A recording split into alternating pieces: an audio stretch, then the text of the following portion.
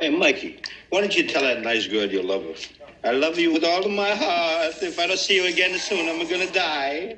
Hey, come over here, kid. Learn something. You never know, you might have to cook for 20 guys someday. You see, you start out with a little bit of oil, and you fry some garlic. Then you throw in some tomatoes, some tomato paste. You fry it, you make sure it doesn't stick. You got it to a boil, you shove in all your sausage and your meatballs. Huh? And a little bit of wine. And a little bit of sugar. And that's my trick. Why don't you cut the crap? You're gonna search me when I first meet them, right? So I can't have a weapon on me then. But if Clemenza can figure a way to have a weapon planted there for me, then I'll kill them both.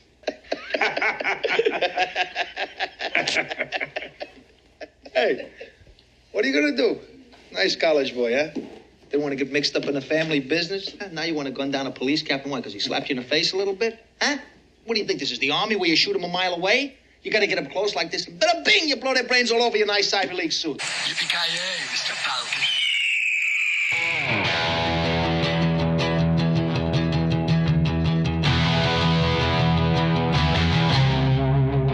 Woods are lovely, dark and deep. There are miles to go before you sleep. Oh, what is that? I know that. It's a butchering of a Robert Frost poem. Oh, I was going to say Dylan Thomas. Wrong poet. Bobby Frost. Good old Bobby Frost. I got Bobby some of those Frost. words wrong. Bobby Frost. You know? I don't know. You watch anything good lately? I've been watching old movies, but nothing really stands out. Well, it's that time of year. The weather finally got nice, and the wind died down for like 5 minutes. It was windy as shit for like a month. Yeah, it's been... I read somewhere... I never followed up to see if it was true, but I read somewhere that they changed our climate designation here. That What? To what?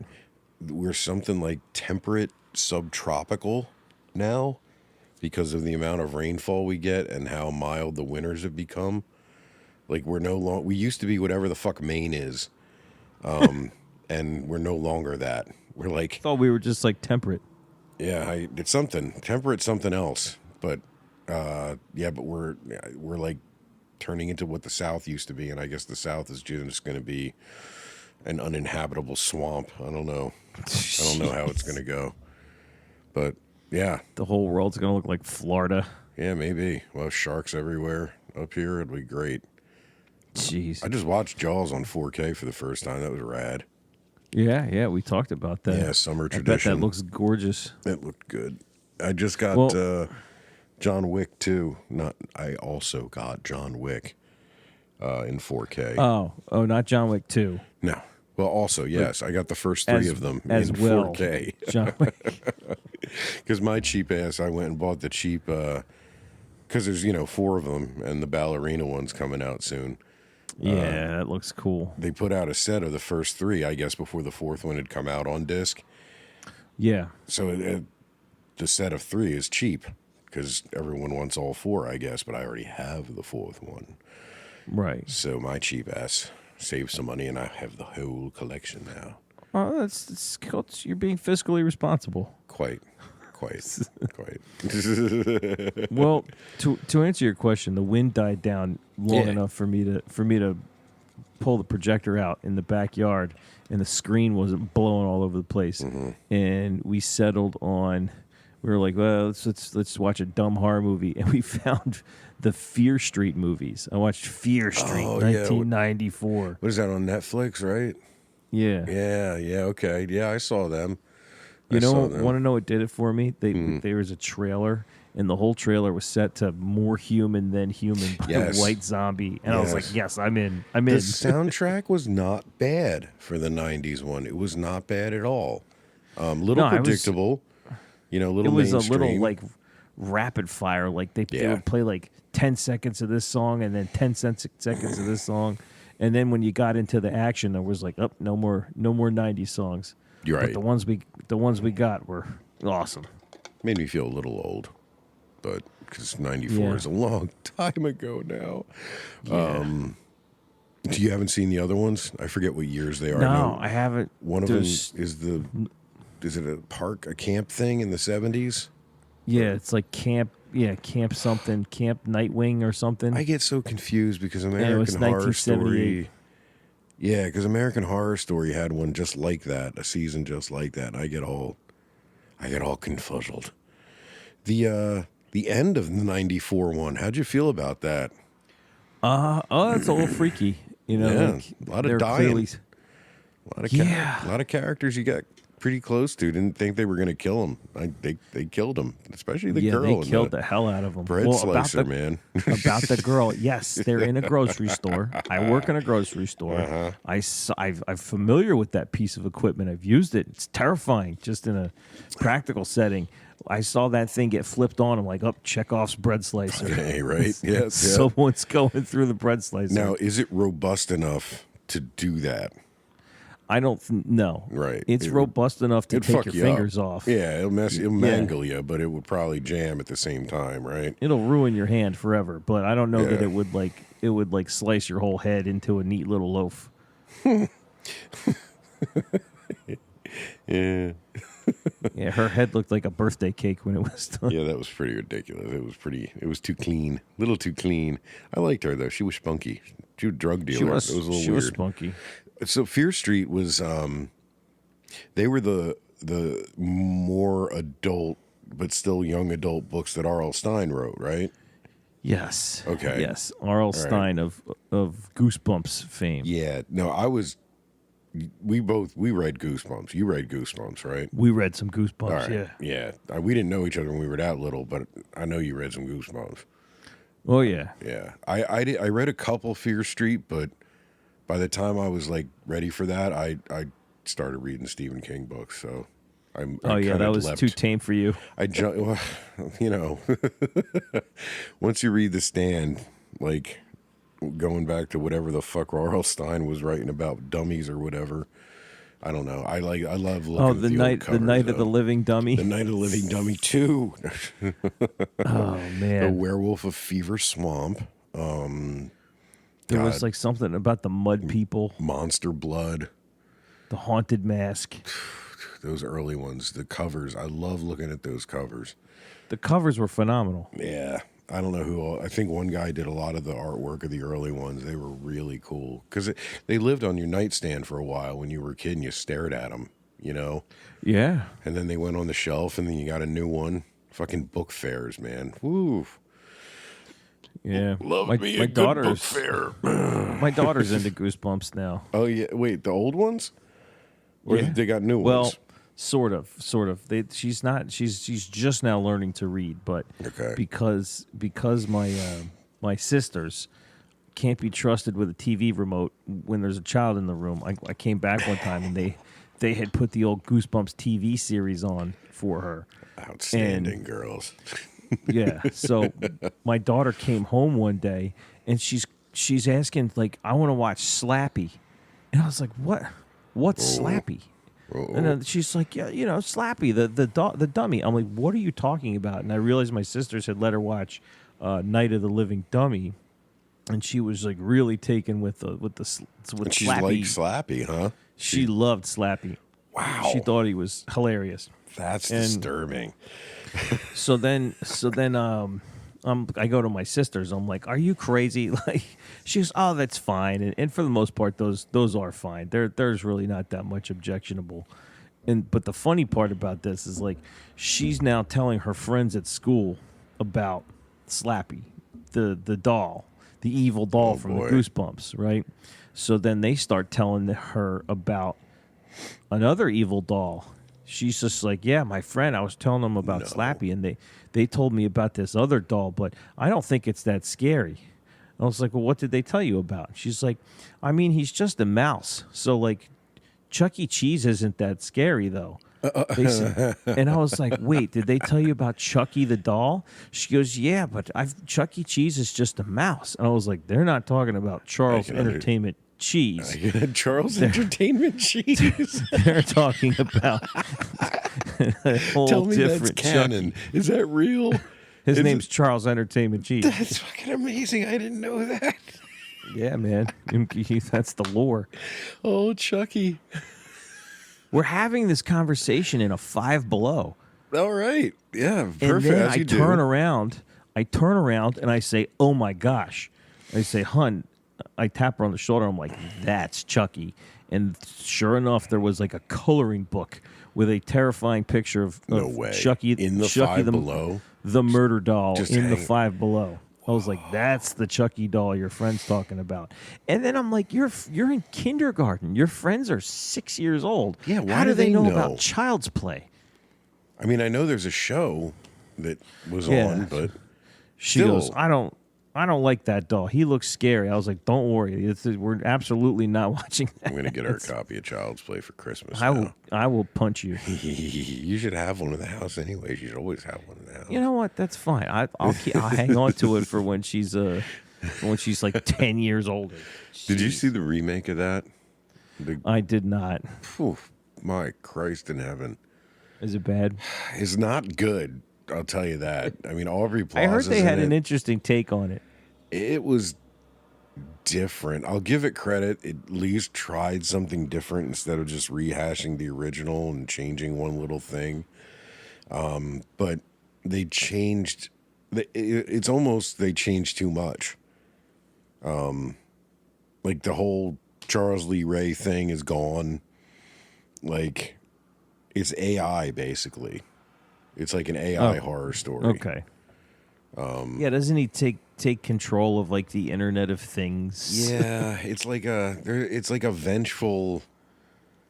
I don't know what Asian country guy, whoever they were assembling them, he was like this vengeful worker on the line who got fired, and he did something to one of the chips. I don't know, so it would like learn. I don't know. It was so dumb. But yeah, anyway, it starts like getting all emotional and weird, and it gets smarter and smarter, and then eventually at the end it controls like a whole store full of these fucking toys and other gizmos, and it turns into Maximum Overdrive in a toy store for a little while. So he like weaponizes the Best Buy. Yeah, it's more like a Toys R Us, but yeah. I don't know, man. They almost could have called it something different. And it would have been totally valid and just make it look a little. And plus, I didn't like the fucking doll, dude. I didn't like the new one. The old Chucky was fucking creepy. Yeah, it's horrifying. This one was creepy, but just like not in a fun way.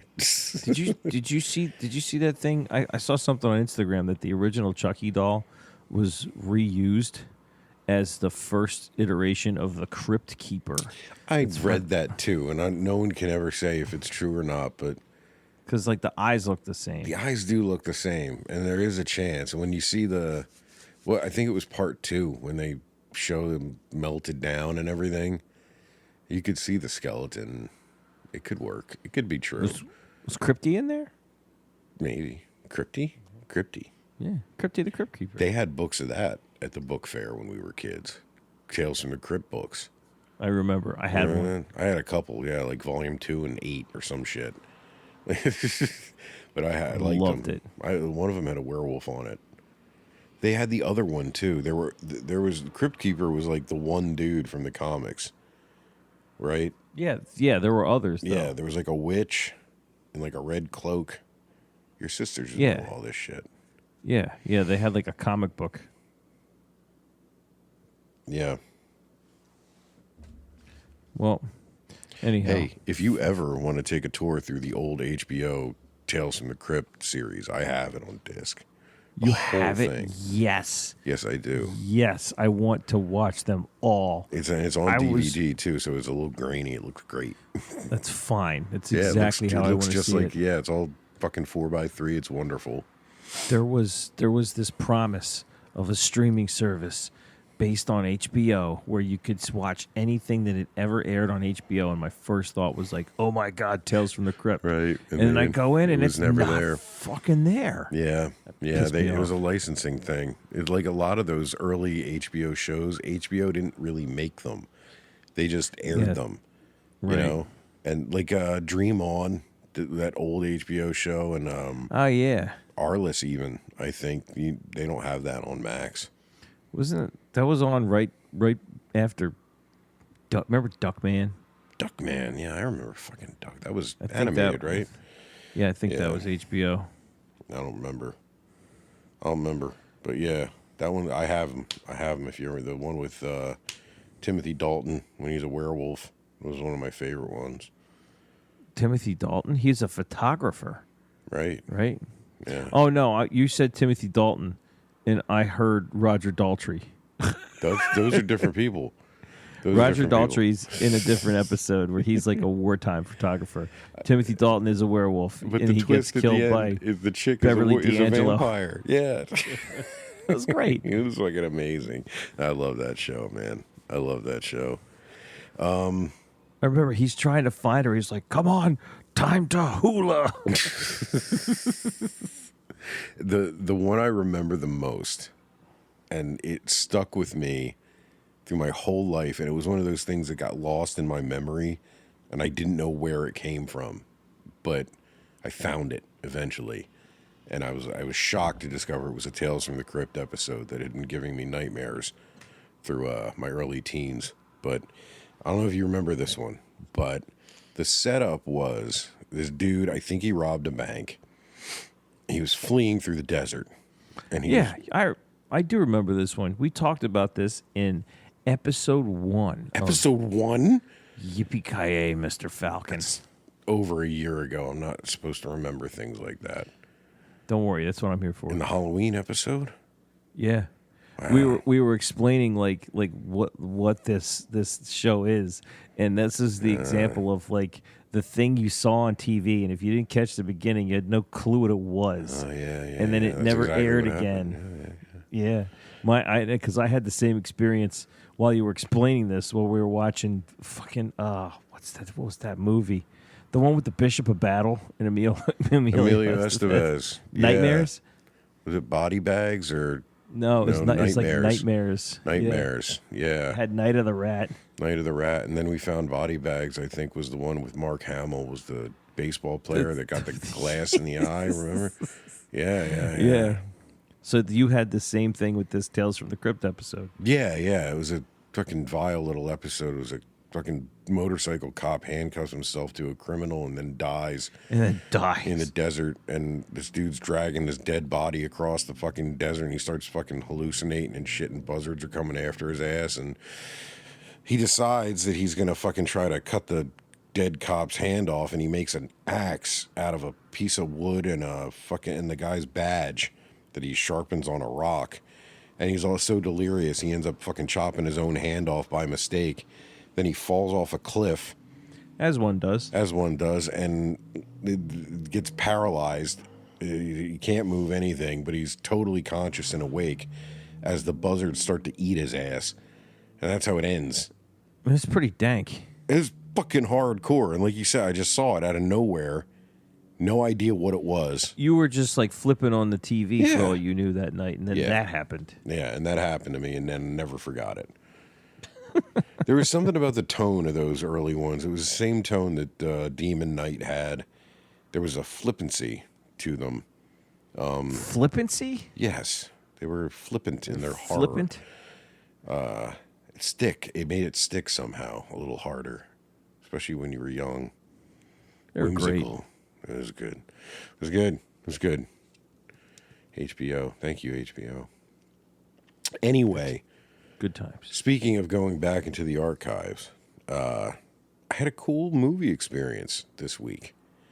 Oh, yeah? A friend of ours, I discovered, had never seen The Godfather. In his 40-some years on this earth, had never seen any of them. And, you know. Wow. Yeah. This has happened to me before. I discovered a couple friends from college had never seen The Godfather, and I had them over, and we fucking watched both of them. And I had this friend of ours over last weekend, and we watched The Godfather, and he loved it. That sounds awesome. He loved it. He said he has to watch it like 2 more times and like focus. Why on does it. he have to watch it 2 more times? Because he wants to make sure he gets everything. It is complicated if you don't. If you grow up with it, you don't. I don't think you realize how much it relies on the audience to piece some shit together. It's subtle. Yeah. It's a subtle movie, especially yeah, for this they day also and don't age. make stuff like that anymore. Yeah, man. Like they beat you over the head with it. The pacing is perfect, but it's definitely a slower, deliberate movie, way slower than anything that gets made today. That is a slow burn. And like we were going into it, I told him like this isn't going to be like a slick gangster movie like Goodfellas, where there's like tons of shit happening all the time and all kinds of violence and beatings and shit, and like funny, I mean, it's a little funny, but yeah, it's moody too. It ruminates. It's dour. Yeah, and it is a little funny in dark ways. The fucking horse's head part is still fucking hilarious. Wait, the horse's head part? Yeah. Oh God, that guy's my favorite part of that. The scream that guy lets out, it's like the opposite of like a horror movie scream queen. Like it's just this. It's a pathetic sound. Hearing a grown man just like yeah. It's almost But a my God, cry too. It's fucking, I'll never forget the noise that man makes. and then it when he echoes. finds- and then when he does finds that great head. dissolve to Vito. It's fucking epic. You wanna hear That something movie. funny? God, Did you ever play the Godfather video game? you know what I did? I did for like the original Xbox, right? Yeah, that's Yeah. one of the levels. That's one of the It's levels. like, You got to hide the horse's head. Tom Hagen's like, I want one of your best men for this job, and like, of course, that's you. Yeah, you're the and you best could create your own character. So I made a 6'7", just horrifying looking monster of a mafia guy, and I had to like play that level where you like sneak You in had and to stick sneak the head through the in mansion. There's guards and shit. Like you had to go 100% fucking Sam Fisher stealth on that. Yeah, Yeah. And my character was just this gigantic beast of a man. Well, also the that couldn't game sneak was anywhere. not built for that kind of thing. It was a GTA ripoff. The game was great. It was fun. It was fun enough. I remember you get the good pistol and you got a Tommy gun and he's fucking blasting dudes and you figure out how to rob those fucking yards and Yeah, it was cool. Man, I wonder if I still have that. I hope you do. I have a lot of those old discs, man. I think we might have played that at the apartment back in the day. Probably that and the stupid Punisher game. That game was so good. It's so good. I was thinking about that not long ago, and I had to go watch a YouTube video of someone doing a playthrough, and I was like, oh, yeah, I remember you. The double Smith & Wesson 500s and the skull face paint in that one level. Fucking sick. But yeah, like that whole scene. That whole scene. I loved the way they did that when the guy is trying to impress Tom Hagen. And the Hollywood producer or whatever, he's like, okay, my Dago Wop friend. He goes, I'm German-Irish. Okay, my Krautmik friend. Yeah. Just He was immediately a fucking slits his hard-on, ears. dude. That guy, Jesus Christ. And then he tells him, like, I'm not casting him. And he's like, oh, I'm very sorry. I have to leave. My employer prefers to hear bad news immediately. My favorite part is when the producer is gearing up and going into his big rant at the dinner table. Tom Hagen starts eating like rapidly, knowing he's going to be fucking kicked out and he's got to fly back to New York. Horks down the rest of his dinner. He's getting as much food in his ass as he can before the dude kicks him out.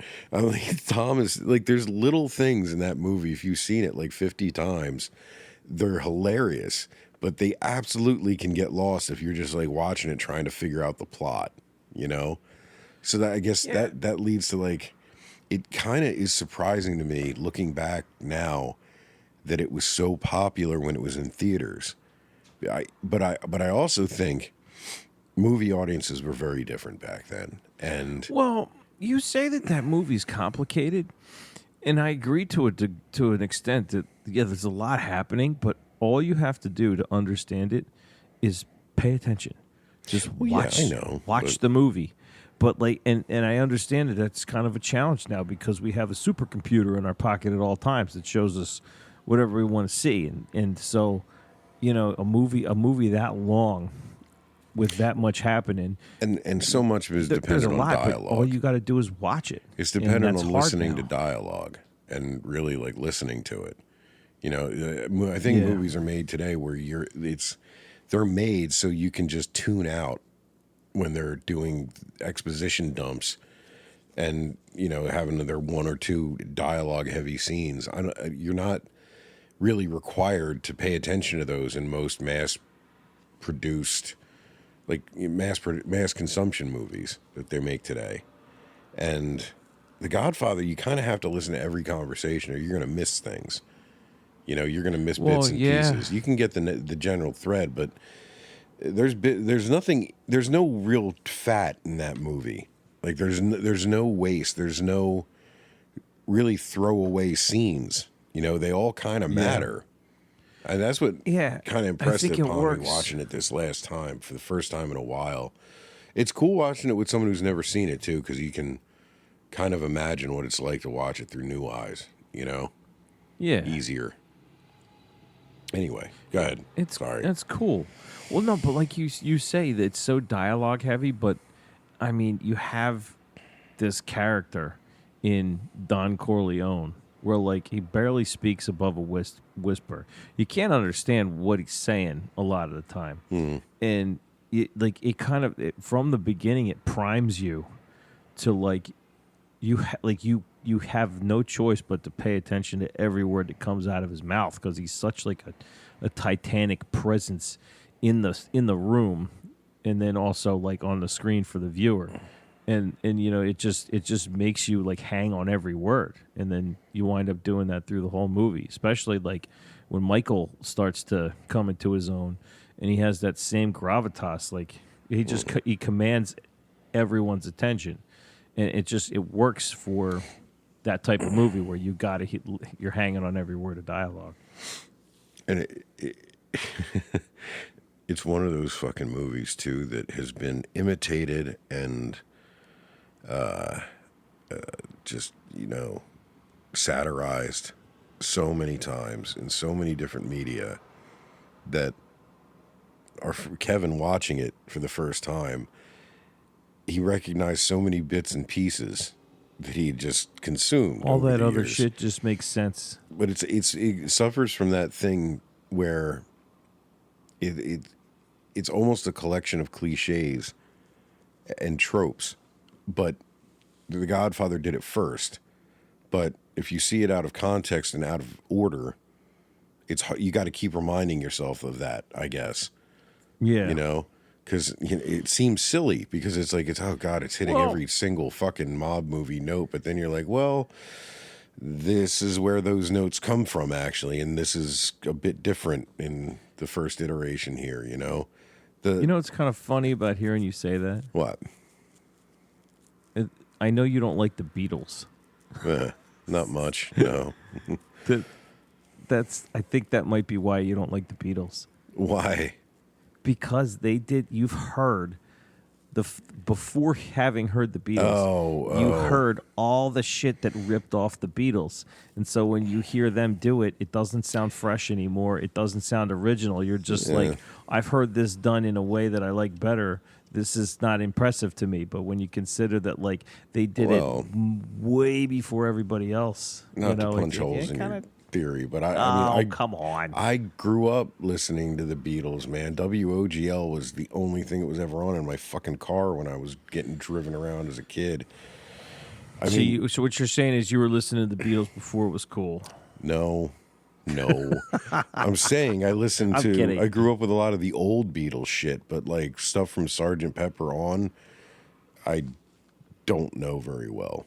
But their old shit, their early stuff I do know because oldies were always on, man. Fucking oldies station, they cut off at what, like 65? 70, nothing after 1970 used to be on the oldies station back then. Yeah, now they're playing Nirvana. Yeah, Nirvana. Christ, they're starting to play stuff from the early fucking aughts. Oasis. Fucking, oh my God. Kylie Minogue's going to be on there now. Her second career. Ridiculous, dude. So old. Fucking bullshit. And now on WOGL, Bye Bye Bye by the Backstreet Boys. Oh, fuck me. Ugh. My dad used to call that like bubblegum pop. The fucking bouncy pop songs from the 50s and 60s. He's like, nobody really liked this shit. It was just on all the time. It was everywhere. Like, yeah. He's like, nobody bought this record. No one I knew. That's awesome.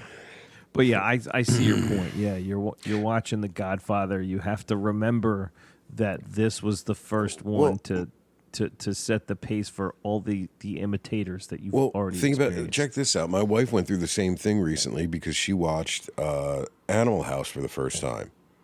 Oh, with me. God. She had never seen it before. I mean, she'd seen like the Belushi zit scene, you know, out of context and everything, but and the funny thing was she liked it a lot more than she thought she would. Because I think she was imagining that it was going to be more something like one of the many, many fucking imitators that came after, like Porky's and all Right. those dumb college movies that just leaned on real gross out stuff and a lot of tits. Animal House has some boobs, but you know, it's fairly Yeah. tame. You know, when you really watch it, it's pretty tame. And she liked it. It was funny. We laughed, you know.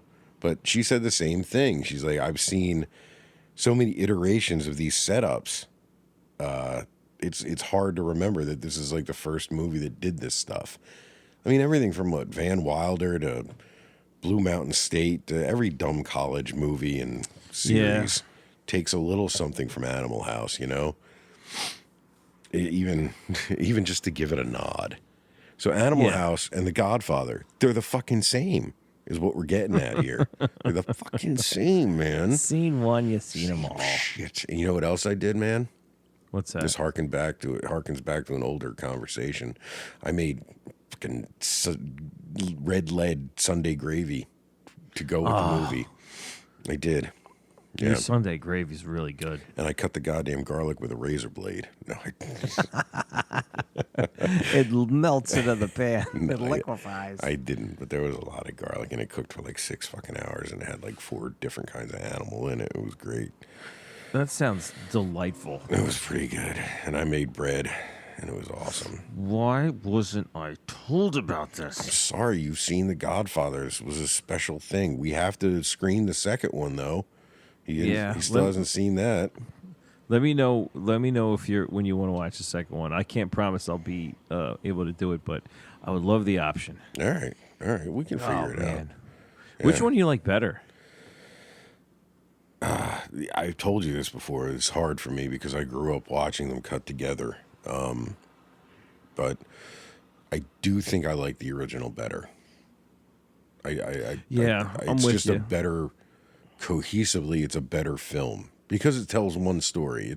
The second one is doing a lot. It's telling 2 alternating stories that are supposed to juxtapose each other and jumping between 2 vastly different time periods. It's hard to do all that and make it really tight. But that's the thing that struck me about the original rewatching it this time. It's like, it's so, like I said, there's no fat on it. It's such a tight movie. Like every shot seems to matter and every scene is like, it's a little special almost. The hospital scene. Oh, the is hospital scene's amazing. fucking wonderful. No dialogue, all mood, all atmosphere. It's What's the name of the epic. baker that comes up? Enzo Enzo. the baker. Enzo the baker. For your father. That poor like, motherfucker. He's got Enzo, pull up your collar. yeah. Put your hand in your gun like you got a gun. Get rid of these fucking flowers. And then he's fucking all shaking and shit at the end. But that's the other He thing. can't light the cigarette. Yeah, but Michael takes the lighter and lights it for him, right? Yes. His hands are fine. His hands are fucking fine. And that was his father that almost just got killed. Yeah, that's You know? like Michael. It's like such Michael a tell of his becoming- character. Yeah, and I always wondered, was that something that was put into him from the war? You know, or is it Maybe a mixture of you that I and- always forget that he's a soldier. Yeah, and they set it up right there at the beginning for you, and they never really hit on it very much, except when Sonny says something like, you know, you think this is the army, you kill him from a mile away. But you know, he was a Marine, and Marines in World War II did some nasty fighting for They the most saw some part. shit. Yeah. So he was in the Pacific, so you can kind of pretend he had, and I think there's novels, sequels, right? Like books. they wrote books Yeah. that, and I think one of them tells Michael's backstory more, but I don't want to know. I don't want to. That'll be a new show on Amazon next year. Yeah. Heaven forbid. You know, Mario Puzo actually wrote a sequel to The Godfather called The Sicilian. Did you know this? Okay. No, I did not. It's about a different character, but the Corleone family is in it a lot. And they made a movie out of it. But for copyright reasons, they had to remove all of the Corleone family involvement. What movie did they make? It was called The Sicilian, and Okay. you'll never guess who starred in it. Oh, They're Christopher Walken. You're close. Christopher Lambert. Yeah, with his The unidentifiable the accent. French, Swedish, Polish, whatever the hell he is. Yeah. Absolutely. I think he grew up speaking Swiss. It was like Belgian or some shit. French Yeah. Swiss. Yeah, I don't know. It's Like bizarre. French via Switzerland. Whatever it is, he ain't no fucking Sicilian. That's for sure. I don't think so. Immortals. There can be only one. That's pretty good. Thank you. Hey, You it's are a kind of miserable haggis. I hate you.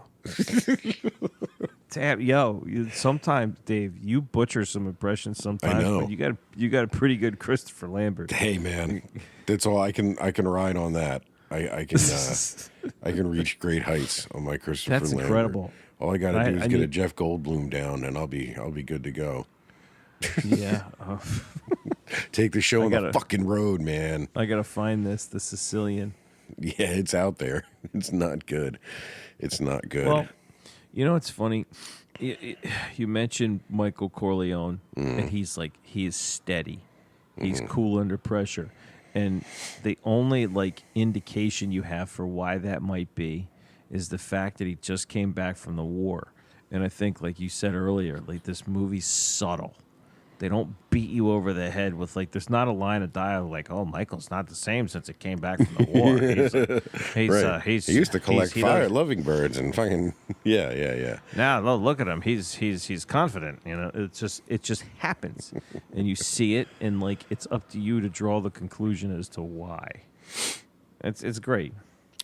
And in the second one, they changed little things about his behavior, and they never talk about it. But he stopped. In the first one, you'll see him drink wine and other things here and there. But in the second one, he doesn't drink anything except water. Oh, he is a cold motherfucker. He drinks ice one. water everywhere, and he smokes like a fucking machine in the second Yes. one. And he takes pills every once in a while. And if you just forget the third one exists, you got to wonder, are they uppers? Are his nerves actually Uppers, really downers, shot? screamers, laughers. Yeah. But, his nerves could actually be shot, and, the facade is what needs to Or- be done. Maybe he's it gave him a fucking ulcer or a heart Or condition that. or something. That's why I was kind of saying disregard the Stress. third one, because he has those health issues in the third one. And it could be seen if you consider the third one part of the story, it could be early onset of those. I think he has diabetes is the problem, but I don't think he takes pills. I don't know, but yeah, it's interesting to think about. But again, they don't beat you over the head with it, and they don't really explain it all the way. But you can add it to the story in your head however you want. You know what's funny? I think you mentioned that the first Godfather is funny. There's parts of it that are funny. Yeah, You There know, are, and particularly the part I think is hilarious is Luca Brasi yeah, at the whole wedding. thing. Yeah, when he's rehearsing, "Thank you, Don Corleone, for inviting me to your daughter's wedding on the day of your on the daughter's day wedding. of your day." Paper crinkle, and Vito just staring at him, and May her The first first child be a masculine child. and when you watch that for the first time, it's funny. But when you rewatch it, you think that, all right, this guy is the dude that they don't really want to see. Like, they don't like hanging out with this guy because they ask him to do the most horrific shit to people, and he does it. And it kind of colors the scene very... and they do it, they tell you that in the movie because, you know, Kay asks Michael who he is, and he tells that little story about him and everything with Johnny Fontaine. So they tell you about it, but like when you rewatch it, you know it already, and you're like, oh fuck, man, this is awkward. This giant murder machine shows up at your daughter's wedding in an ill-fitting suit. Yeah, that thing is screaming at the buttons. But yeah, that part's funny. The part with when they go to the mattresses and Clemenza's making the sauce, that part's funny. Yeah, that's funny. There's bits of humor. And then you watch the second one, and I feel like there's no humor in that movie at all. There's little bits during the young Vito scenes. Not many, but there's a little bit here and there. Like the thing with the rug is a little funny. If you disregard Clemenza like almost shooting a cop in the head, the rug thing is pretty funny. Wait, you know, what's the rug thing? When refresh my memory. Clemenza gives Vito those guns to hide, right? Oh, yeah. And as a thank you, he says he's going to give him a rug, and he ends up taking him to some rich townhouse, and they steal a fucking rug, and almost get caught and everything. But then it ends with them like spreading it out, and it fills the entire apartment that Vito and his wife have, and like Sonny's playing on the rug as a baby. You know, it's kind of funny. Clemenza's funny, but then it stops. As soon as Vito gets on the murder train, they don't really have anything Vito. funny anymore. Oof. The Sicily and then part. like that one guy when he goes to talk to the lady's landlord. Oh yeah, that is funny. That is fucking funny. He has when he figures out who he is. And when he comes back all like talking a mile a minute. Olive oil. He's like fucking machine gun apologizing and fucking. He's like, I'll advance her the next month's rent, and Vito just looks at him and he's like, 2 months. The rent stays like a before. And oh, dude, that's now I want to watch the second one. So the second one, there's not much though. Like that's it. Yeah, the rest of that movie is dark, and I think like. That's right in line with where Michael's at. Michael is just cold in that movie. Yeah, because like you get to see him. He comes back from the war. He's like in love with a girl, and then like, some shit happens. But then he goes to Italy and he gets married. He falls in love, and then you get to see all this like, but like from that moment on, I feel like the humor. There's like no humor left after that moment. And it changes, and the tone of the movie changes right along with it. Yeah, he's been through a lot before he meets Apollonia, but he really did fall in love with her, and it fucked him up bad when she got killed. When they're describing her to the guy, and then he just gets up and leaves the table. A little more Greek and Italian. Yeah. Oh. I understand. It's her fucking father. Let's get out of here before he shoots us. Shit. There's also a darkly humorous bit that got cut from the first one. It's in the longer version. Like I said, I grew up watching the novel for television version, which was the first and second movie cut together chronologically with... That's insane, by the way. I know, but the thing is, there's like 70 minutes of extra footage added. Yeah, like I don't get me wrong, I want to see it, but that's crazy. Yeah, but there's all these scenes that I remember that I haven't seen in years because I haven't watched that version in years, and they're not in the movies. Like in the very beginning, after the wedding, there was a scene where Vito and his sons all go to the hospital because his old consigliere, Jenko, the last of the Jenko olive oil guys, is dying. And they all go in their tuxedos and everything. And Jenko's on his deathbed, like gasping and dying and shit. And he asks Vito if he can pull some fucking strings and get him off, like save him from death. You know, like in his dying, you know, whatever. He thinks Vito can fucking save his ass. Like that's how high regard he holds him. You know, but that's not the funny part. And this is, they might have cut this because it was a bad spot for it. But after Sonny's killed, right, they go to the mortician from the very, very beginning who asks Vito for the favor. Bonasera. Bonasera, very good. Well, there's a scene before Vito shows up between him and his wife where he's like freaking out and fretting about Vito showing up because he's going to call in the favor that he owes him, and he's like freaking out about what it's going to be and how bad it's going to be, and it turns out that he just wants him to do a good job fixing up his son for his funeral, and he looks like such brutal. An asshole. The mortician seems like such an asshole after the scene with his wife, and that's all gone from the final edit. It's just they just show up and you're like, oh, it's the mortician from the beginning, if you remember. Yeah. But dude, the stuff from the second one, because the second movie runs crazy long, the theatrical version. Yeah. So they added a lot for the TV version, especially to Vito's time in Sicily. I think they only show him kill the one dude, the Don that was responsible for killing his parents. Yeah. In the longer what's his version, name? Don Cicero or Don something? Cheech. Don Cheech. I thought Don Ciccio. I thought that was the guy in New York. No, there's a guy in New York. His name is Cheech.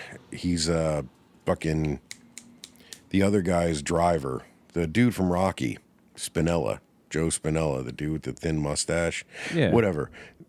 The Don Tomasino is the guy in the wheelchair in Sicily. Oh, Tomasino. That's what I'm thinking of. He's the one who helps Vito out, and he gets shot when they kill Don Cheech. And that's why he's in the wheelchair. Later, when Michael goes to Sicily. In the longer version, Vito goes Terminator style, one by one, to all those dudes from the beginning of who were calling out in the town, calling for his name and calling for the townsfolk to turn him over. He kills them all. Like he rose. One of them's fishing, and he rows up to him in a boat and fucking beats him to death with a paddle. And the other one, he like sneaks into this room where he's sleeping and like slits open this mosquito netting that he has around his bed, and like stealths up to him and like says some cold ass shit and like cuts his throat. Yeah. I want to watch that version. Yeah, dude. There's a lot of cool shit that they had to cut that I grew up watching it, and it fucking kills me that it's not in the final versions anymore. But I got that bootleg version. We gonna check it out, man. We're gonna do it. When you got a good 4.5, 5 hours to spare, you let me know. I'm down. Shit. What about you? Which is your favorite, first or second? I like the first one. I think the first, like, I don't get me wrong. I love the second one, but in my opinion, the first it's a perfect movie. It's perfect. I agree. It's just like it's everything. And it has a great ending, which is amazing. You know, the ending is both so movies good. have good endings. I'll say that. How does Godfather 2 end again? Michael all alone on that bench, looking off into the middle distance. Just utterly alone. Utterly alone and full of sadness and regret and guilt. Jeez. Having just killed Fredo. Oh, that's right. Yeah, they paddle Fredo out on the lake. Yeah. He's saying the Hail Mary. Yeah. Dark, cold, brutal. Yeah, man. You know what I liked about the second one though too? It's like, because in the first one you see Michael become like Michael Corleone, like Don Corleone, and you see him face a bunch of shit, and he maneuvers his way through, but like he does it. He comes into his own. And in the second one, I thought it was pretty cool how like he hits some snags, and he runs into Hyman Roth. And kind of gets schooled a little bit by these old school gangsters that are just from a different world, you know. It's kind of like Hyman Roth is supposed to be Meyer Lansky. He's an allegory for like Meyer a real Lansky. gangster. Yeah, and just this like there's this guy from the old, doing things the Sicilian way, and he runs into this old Jewish gangster that's very unassuming, and he has no clue when he's talking to him how much he's wronged him, and how much Michael Corleone has been able to be successful just because Hyman Roth has allowed it. you know. True. Because like he's like, oh, I knew a young man once. His name was Mo Green, and he tells him that story of like I love how about, he like, breathes during you that had him scene. killed. Yeah, his breath like catches in his nose between the lines. And I said to myself, I know it's because he's supposed to be old and sick, but it's pretty funny. Yeah, and the whole time his wife is bringing him like a tuna fish sandwich, and she has no clue. Yeah. I There's thought great that was parts in really that. cool. I think it hurts a little bit to oscillate between those two stories because they're so different and they're so tense. You know, I understand why they do it, and if you look at it like what Vito's doing in the old story is what ends with Michael. This is where it goes. Puzo said it was supposed to be an allegory for rampant capitalism. Right. And, you know, that tracks. And, you know, at the end, Michael has everything and nothing. And nothing. Right? Yeah. And who was richer? Vito at the beginning when he had family? Vito in his heyday? Like, when were the salad days? Like, when was the good time? You know? No matter good when time? it was full of death. Somebody was dying. Someone was always dying. Jeez. No, it's such a great movie. What a great series. Yeah, like it's so old. Like it's from fucking 72 and we're still talking about it. It still matters. You know, it's still important. Even the third movie couldn't kill it.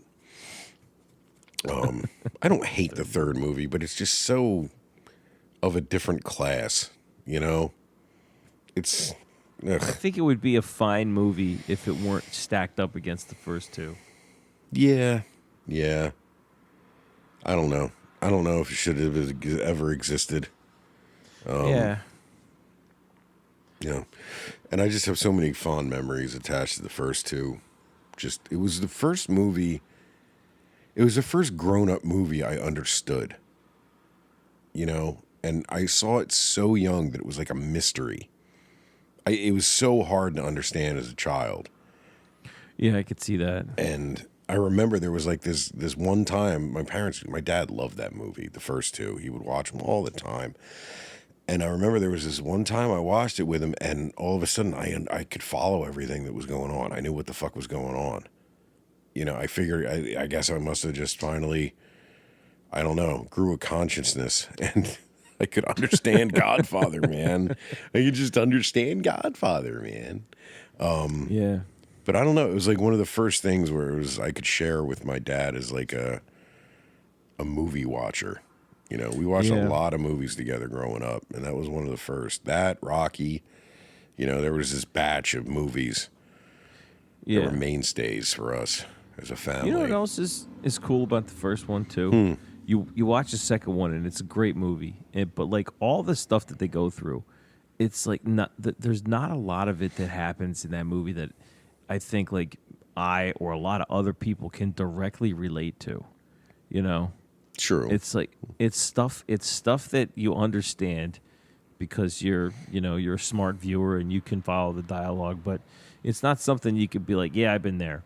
But then the first one though has like a couple of scenes where like you're like, yeah, I know what that feels like. You know, like, and the one that jumps to mind is like when Talia Shire turns around, she's got a black eye, and Sonny fucking he bites his fist. knuckle. Yeah, And I'm like, oh shit, you know, and you have this visceral reaction because you know, if you've ever experienced that, like you know what that feels like, and you're like, oh yeah, I know what's about to happen. And that's a cultural thing, the fist biting thing, but you don't need an interpreter. Like you know exactly what it is. You know exactly that. God, that's so satisfying when he goes and beats the Christ out of Carlo with that trash can in that orange fucking suit. He's wearing that orange fucking suit. He just beats in the fucking fire hydrant. And then he just decides. You see the change. He's like, okay, he's had enough. He goes, touch my sister again, and I'll kill you. He gives him another couple little kicks too. My favorite part is when Carlo's holding on to the railing and Sonny bites his fucking hands. Make him let go, and then starts hitting him with the trash can lid. Oh, that actor really got hurt during that scene, apparently. Did he really? Yeah, I forget what he hurt. He cracked his hand or something. Shit. Fucking Jimmy Caan whooped his ass. Oh man, James Caan, he was so good. He was You know what's amazing in that. crazy though? He's like that was an iconic turn for him. He Yeah. won like some award for being like an outstanding Italian. He's not like, Italian. I'm not Italian. He's like, I'm Jewish. Yeah. Anyhow, he's in that movie. He's like, he looks tall as shit. Well, yeah, it's because he's surrounded by short actors. He looks really tall though, and I know that like I know Al Pacino's He's small, a small but dude. Yeah. James Caan is not tall. I don't anyhow, know. I saw this right. I think I'd seen The Godfather, and I'm like he's like towering over everyone. And then I saw like Elf because it was like around Christmas. I saw Elf. I'm like James Caan is tiny. He shrank. Will Even Ferrell his is son. also like 6'4". Scott Caan, his son, is tiny. What about Shaka Khan? Shaka Khan, yeah. I mean, a little taller. But anyhow, I was like, I had to know. I was like, how tall is James Caan? So I pull out my phone. I start typing into Google, how tall, and you ever like type something and it auto-completes? Yeah, sure. I Listens to you. I typed HOWTA. I got to the A, and then it auto-completed, how tall is James Caan? Right. And It's I was listening like, to you. It knows. how does it know? Knows. So The I Zuckerberg. right after finding out how tall James Caan was, I went in and started shutting off permissions in my phone one by one because I was like, I don't like this. It knows too much. Well, how fucking tall is he, man? I don't remember. I'm looking God up damn right it. now. You fucking cock tease. I want to know how tall James Caan was. I'm working on it. How do you spell his last name? I don't know. Caan. A-A-N. But yeah. Not it's like the just- Star he's- Trek con. He is 5'9", 5'9". while others claim he was 5'7". Why does he look like he's 6'2"? 5'9", because Al Pacino is 4'3". He's like Danny DeVito size. No, he's not. James Caan next to Al Pacino looks enormous. I am willing to bet that James Caan is about the same height as Tom Hagen. It says Al Pacino's 5'7". Yeah. He's definitely a few inches shorter than James Caan. He's a tiny boy. He's a wee little lad. That was part of what, like, you didn't watch that show about the making of The Godfather, did you? No. It was really good with Miles word? Teller and I love Miles Teller. and Fogler, that guy we were talking about not too long ago from the Fogler. Dan Fogler? Yeah, Dan Fogler from the Fantastic Beast movie and a bunch of other shit. Yeah. He's he plays Coppola in the it's a limited series and it's about all the behind the scenes shit that went on to get The Godfather made. And it's really cool. It's like a Hollywood lore type of thing. That's And cool. I mean, you like The Godfather, man. Hold on, let me find out what the fuck it was called. Yeah, it was one of the first things I liked Miles Teller in, and it came out right before. Who's Miles Teller supposed to be? He's supposed to be one of the young producers that helped sell it to Evans. Hold on. Oh, I saw Miles Teller in, and I while you look this up, did you ever see Whiplash? Whiplash, yeah, absolutely. Whiplash. It's a great movie. I loved it. You know, he's coming back to play Quicksilver. Who? Evan Peters? Yes, in some new Marvel thing, they're getting him back. God, Yeah, I know. I can't even care about Marvel anymore. The show is called The Offer. The Offer. The Offer. It's Oh, on, like the offer that cannot be refused. that's the one. It's on Paramount. If you got it, Paramount Plus. Oh, I got Paramount Plus. It's on there, and it's like there's all there's mobsters in it. It goes through all the shit, like the permission they had to get from the mobsters and all of Joe Colombo's weird shit, and the Italian American Defamation League and all that crazy shit. Man, it's really cool. There's a check lot that to out. it. Colin Hanks is in it. He's a dick. His character's a dick. The guy who plays Robert Evans is fucking crazy. Like, he's fantastic. He sounds just like him. He's a little over the top, but he's Wait, great. who's Robert Evans again? He's that fucking producer, that legendary Hollywood producer. He did Rosemary's Baby. He did The Godfather. He did a bunch of those big 70s movies. They did that documentary about him called The Kid Stays in the Picture. And it was one of the first ones to do that thing where they just zoom in and kind of animate the background of photos while doing voiceovers. And that was the entire... Yeah, like the Ken Burns thing? Yeah, exactly. But it was, in color and Hollywood photos instead of baseball shit. And Evans narrated the whole thing, and it's fucking hilarious, man. You should, if you ever are looking for something to watch, they did a great job. And if you love The Godfather, you'll get all of the references. Like, I ended up talking way too much to my wife and explaining things she probably did not want to hear. I felt like the guy in the fucking meme with my arm around her, like pointing at shit, explaining something. She just zoned the fuck out. Yeah. No, what's going to happen? But it's only 10 eps, So if you're ever in the mood. I'll check it out. All right, fine. But the whole point of this was they go into a lot about how so many people did not want Al Pacino in this movie. And why? Well, they were spending a lot of money on it, and he was the lead. And he hadn't done anything except some weird movie about junkies in New York, which is actually amazing. It's called The Panic in Needle Park. It's fantastic. Dark 70s shit. You'd love it. Had he done Dog Day Afternoon yet? No, he hadn't done anything else yet. He did that, and he did some Broadway shit.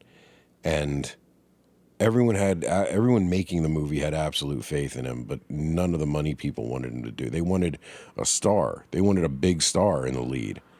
Like, they wanted Robert Redford. Robert Redford? Yeah, dude. Like, that's the whole point. Playing an Italian? Yeah. They wanted all these people that would have been, like, horrific. Robert Redford could have played, like, Tom Hagen. Yeah, exactly. So, like, that was the big fight. And one of the conceits was that James Caan was in it. And who was not Italian, but he was a bankable name at the time. Yeah, he could pass for Italian, and he did. Yeah, and like that's why they were okay with it, because he also was a street guy.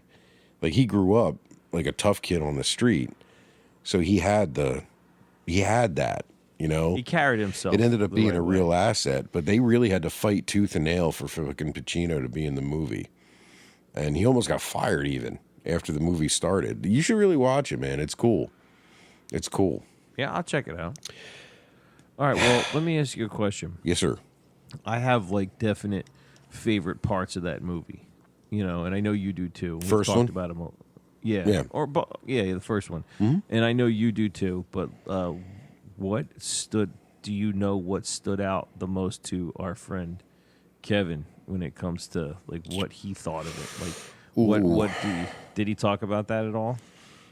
I think he liked the assassination scene mixed with the baptism toward the end. That's great. But, that's the big zenith climax of the fucking movie. He got a kick out of how they whacked Carlo, of how he made him confess first, and then and how duped he was, thinking he was going to survive, and then just strangle his ass in the car. Oh, in the car? Yeah. That shit was nuts. But, I mean, those are all gimme moments. Gee, let me think. I think he liked... I don't know, man. Like, he seemed to really like the whole fucking movie. He liked Tom Hagen a lot, I think. He liked how he was... He liked how he had to deal with Sonny, and how after Sonny had been in charge for a little while, he just decided he had to start screaming things at him to make him hear him. Even though it was just like, they were minor discussions, but you could tell that he had really figured out how to try to head off Sonny's temper. Like, don't go overreacting, Sonny. Because you knew he would. And he liked Michael's turn when he shows up with his jaw wired shut and lays out the whole plan to whack McCluskey. It's not personal. Strictly business. Solozzo. Solozzo, the That's Turk. his name, the Turk. Solozzo. Oh I'm going to man, speak to Michael in Italian. there's so many great scenes. It's been done to death, but the fucking toilet scene is just. The It's toilet still, scene is with the sound editing, it's so good, dude. The train, the way they use the train noises, it's such a great fucking sequence. The train plus Al Pacino putting on a masterclass of how to act without talking. I think it's perfect. we did stop a lot. Like Kevin asked a bunch of questions. It took like 4 hours to get through the movie, which was great. Which I loved it. I couldn't tell if he was annoyed that they didn't subtitle that scene in the restaurant before he kills the cop and Solozzo. But I think by the time it was over, he got it. You know, and how you were supposed to be in Michael's head the whole time. You know, not really paying attention to what was going on because it didn't matter because everybody was dying. It gave you the idea like he doesn't care what the fuck Solozzo's saying. Yeah, because exactly, because it doesn't matter that anything can be said because everyone's dying. And if you've seen the scene before, you know the same thing, and you're with him the whole time. Plus, just waiting for it to happen. Yeah. Yeah. Plus, I don't speak Italian, but I took enough years of it in school, wasting time. You can pick out enough words individually. I can understand what Solozzo's saying for the most part in that scene, especially because I've heard it so many times. It's just generic shit. You know, I respected your father, but his way of thinking was outdated. It's stuff that has been said already, you know? Right. So it's just so good. And it still looks real. You know, the special effects are primitive enough that they look great. Like that blood spray when he shoots McCluskey in the fucking head. Oh my God, yeah. It just paints the other side of the room. It's still dramatic. I'll always watch this and I'll always love this movie. The thing that angered me, though, about it one time, I do want to bring up. I bought this on Blu-ray, and I think it was the version called The Ultimate Restoration, right? Oh, no. What happened? I can't watch it. I watched it once, and they made it so bright. It's too bright. They turned up the exposure, and they turned up the saturation on everything, and I hate it. It doesn't look like The Godfather anymore. Ugh. And the colors are all kind of like, I don't know, they got this weird smoothness to them. I hate it so much that I bought the trilogy on DVD to have it so that it would look okay. And from what I understand, the 4K versions of The Godfather are perfect.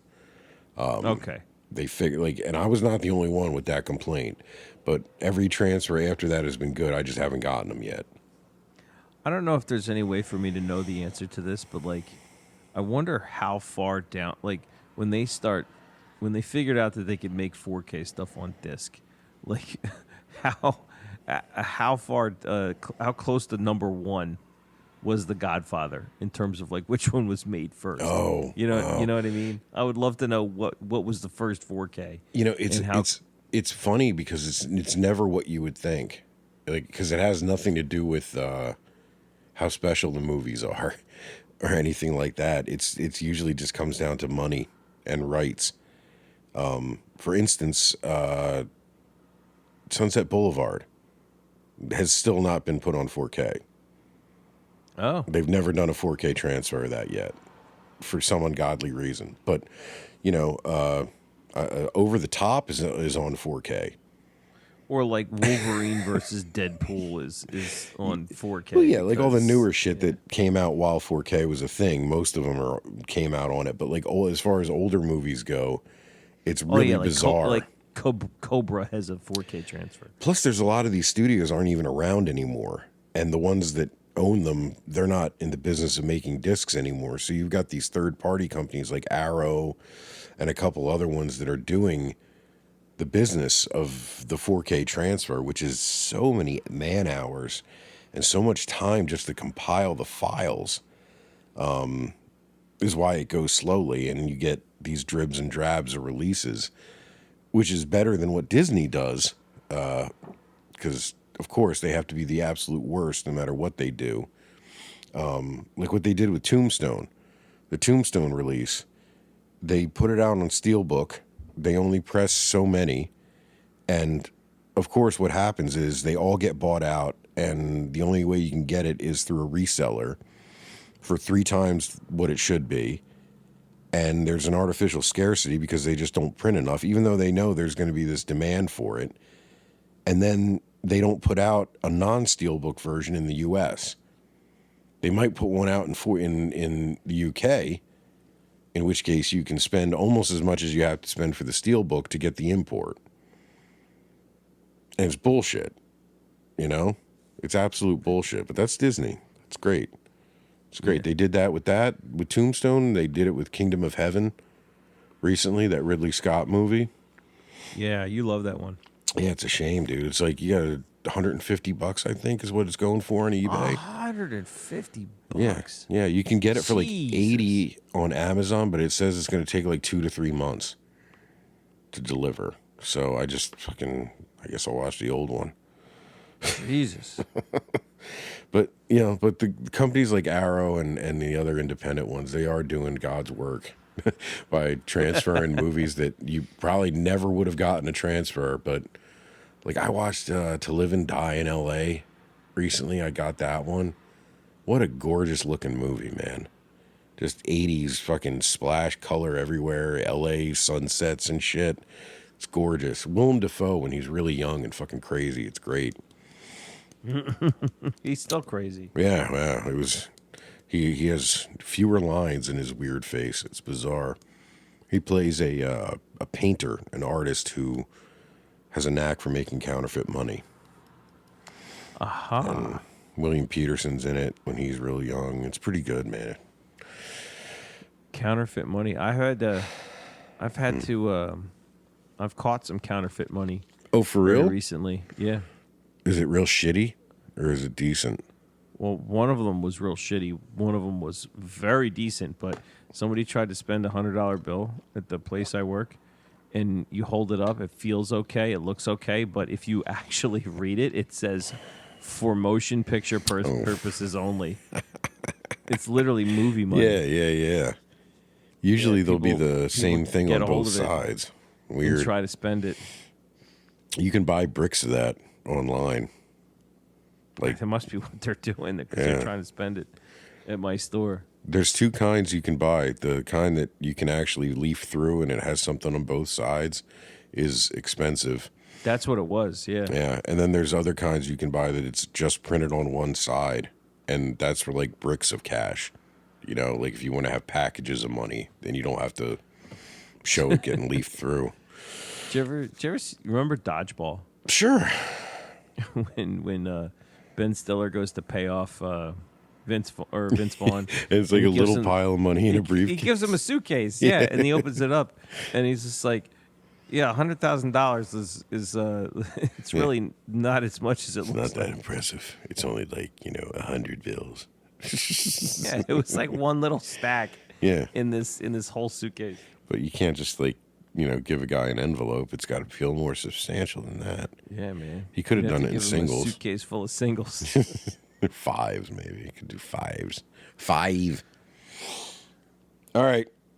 Fucking Godfather, man. We're going to have to do a hatchet cut night. That'll be fun. Yeah. Yeah. You're going to have to make me an offer I can't refuse. I'll make you some fucking chicken piccata. How's that? I cannot refuse chicken piccata. You shan't. Come on.